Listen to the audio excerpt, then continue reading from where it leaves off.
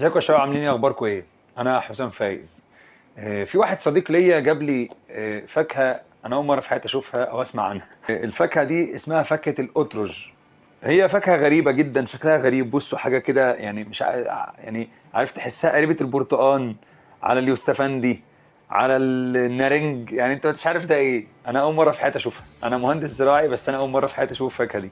انا بحثت على النت لقيت ليها فوائد كتيره جدا جدا. يعني الغلاف بتاعها، الكفر بتاعها اللي من بره، القشره بتاعتها ليها فوائد. هي من جوه القلب بتاعها ليه فوائد. انا بصراحه لسه ما فتحتهاش فمش عارف من جوه شكلها عامل ازاي.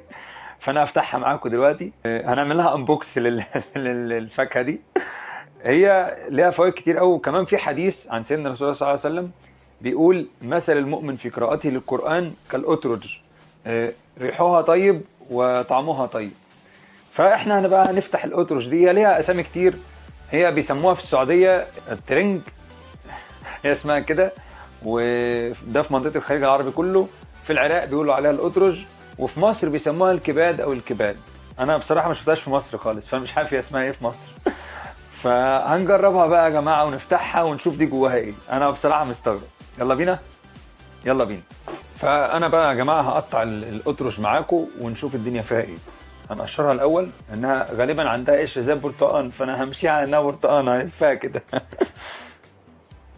بسم الله، الله اكبر.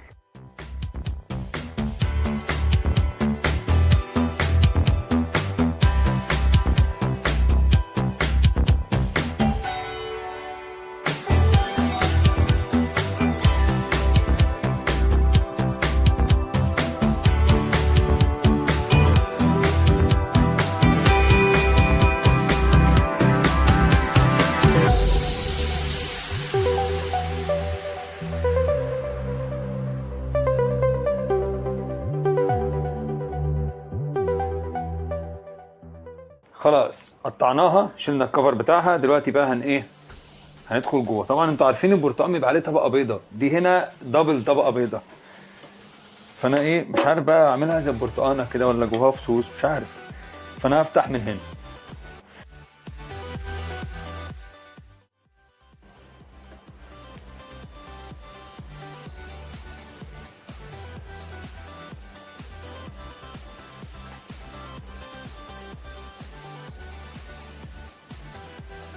شكلها غريب قوي. عارفين لكن فص برتقال كبير جدا جدا. وبعدين الهديبات بتاعته دي كريستالي قوي. عارفين البتاع اللي احنا بناكلها دي شكلها كريستالي قوي قوي قوي، اكنها ميه مجمده. مش عارف، انا حسيت ان انا فتحت فيه تلج جوه. عامله شكل كريستالات كده. وريحتها فعلا جميله قوي قوي يعني. برتقال ريحته حلوه قوي. عارفين البرتقال بتاع زمان قوي ده، هو ده ريحته حلوه كده زي. فانا هكمل معاكم. حلو. هي برتقال، انا هعملها انها برتقال. بصوا يا جماعه، وانا هقطعها يعني وانا بدور لقيت ان هي دي طريقه اكلها. حلو. تقطع كده اهي.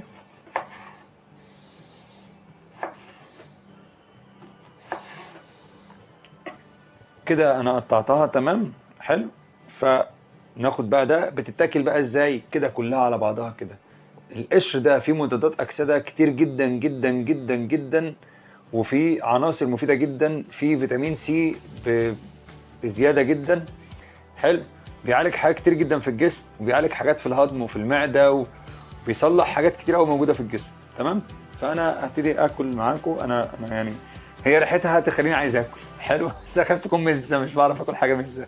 فقشطه هاكل معاكم ونشوف.